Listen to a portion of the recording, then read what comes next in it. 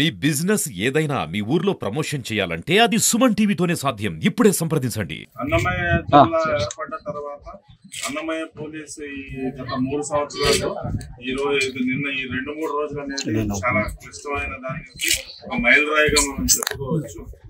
25 సంవత్సరాల క్రితం 1998-99లో ఈ కోయంబత్తూరు బాంబు బ్లాస్ట్ నిందితులైన వాళ్ళు 20 సంవత్సరాలుగా మన రాయచోటి కేంద్రంలో మారు పేరులతో చిరు వ్యాపారాలు చేసుకుంటూ ఇక్కడ మహిళలను వివాహం చేసుకుని సాధారణ జీవితం సాగిస్తూ ఉన్నారు. ఈ విషయం మనకి తెలియదు పూర్తిగా, అసలు మనకి ఎవరికి ఎటువంటి అవగాహన కానీ దీనికి సంబంధించిన ఆనవాళ్ళు కానీ ఎవరికి లేకపోవటం. అయితే గత 3 రోజుల క్రితం ఒక అనుభవమైన సంఘటన జరిగింది. తమిళనాడు పోలీసులు వాళ్ళు NBW ఎగ్జిక్యూట్ చేయడానికి వాళ్ళు ఒక టీం వచ్చి మన సహకారం మనం అడిగారు.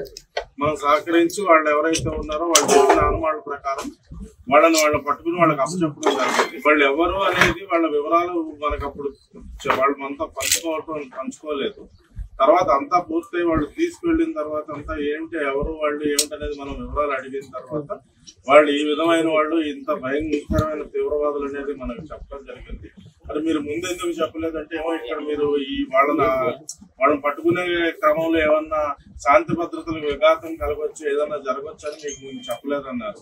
తర్వాత అన్నమయ్య ఎస్పీ గారు ఆధ్వర్యంలో రాయచోటి డిఎస్పీ గారు, టౌన్ సిఐ గారు, ఇంకా ఇతర రాయచోట్లో ఉన్న పోలీస్ సిబ్బంది అంతా కూడా ఎవరైతే ఇద్దరు అనుమానితులు గారో వాళ్ళ ఇళ్లకు వెళ్ళి మనం సర్చ్ కండక్ట్ చేయడం జరిగింది.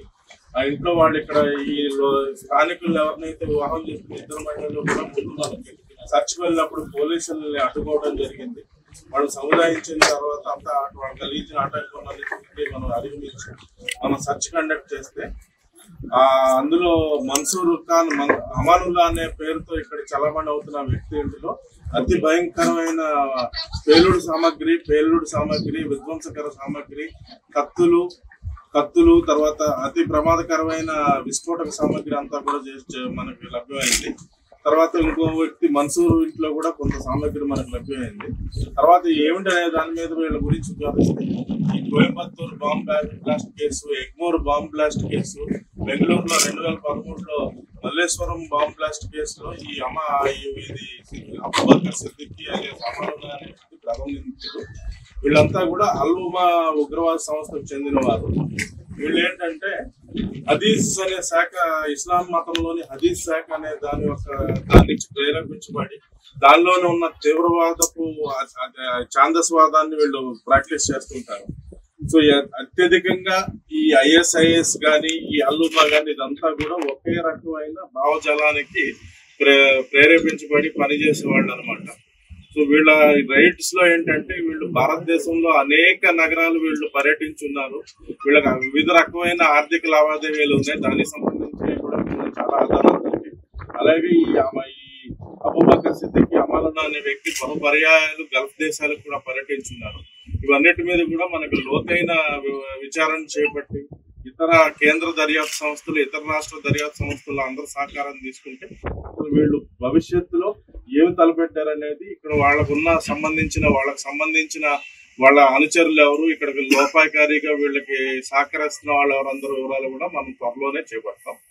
ఇంక ఈ యొక్క మనకు లభించిన ఈ విస్ఫోటక సామాగ్రి గురించి టూకీగా చెప్పాలంటే మీరు ఈ మధ్య కాలంలో జరిగింది, గత సంవత్సర కాలంలో జరిగింది రామేశ్వరం బాంబ్ బ్లాస్ట్ అని మనకు బెంగళూరులో జరిగింది. ఈ సామాగ్రితో అటువంటి 50 నుంచి 60 వరకు మనం తయారు చేయొచ్చు. రామేశ్వరం బాంబ్ బ్లాస్ట్ లో ఉపయోగించిన ఏదైతే ఐడి ఉంటుందో ఐడి అలాంటి డివైసెస్ 50-60 తయారు చేసే సామాగ్రి ఉంది. ఈ అబూబకర్ అన్నతను 5 సంవత్సరాల క్రితం మ్యారేజ్ చేసుకున్నాడు. ఈ మన్సూర్ అన్నతను 10 సంవత్సరాల క్రితం మ్యారేజ్ చేసుకున్నాడు. ఈ అమ్మాయిలు రాయచోటి గాలివీడు ఏరియా లేడీస్ వీళ్ళు.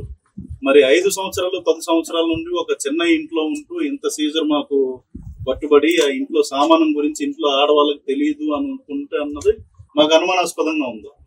తెలుసా తెలీదా, మరి వీళ్ళని నిజంగానే ఏమార్చారా, మోసం చేశారా అన్నది ఫర్దర్ ఇన్వెస్టిగేషన్ లో మీకు తేల్చాల్సిన అవసరం నుండి కూడా బాంబు ఎక్స్పర్ట్స్ వచ్చారు.